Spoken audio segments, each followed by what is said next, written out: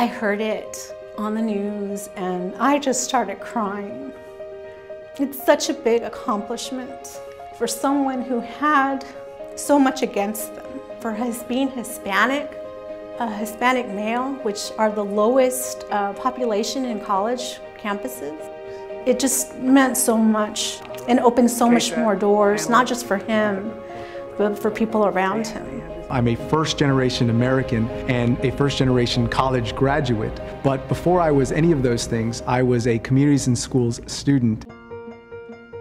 I met Ray back in, I want to say, his sophomore year in high school. He was a very intelligent young man coming in to interview for a pre-college program, and he had the desire to get a higher education and just needed help getting there.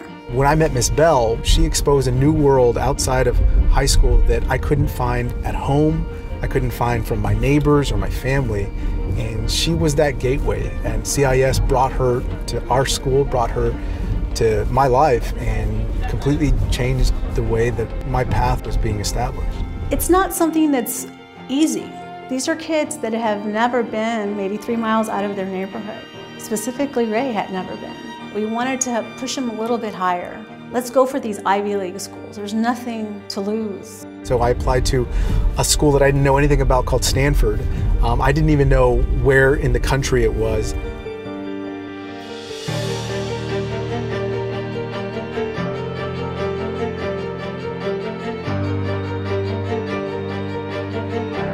As soon as I graduated from college, I realized that if I was going to create an impact on any community, that it would be in the one where I was born and raised.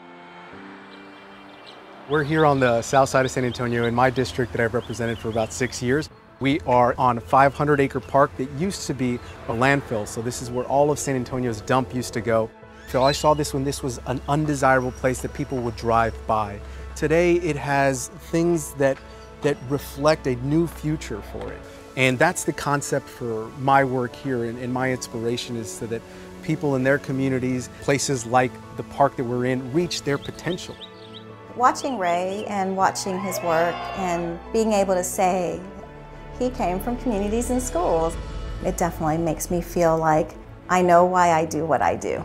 And we're grateful that Ray is getting the recognition for not just his accomplishments, but for him coming back and giving back.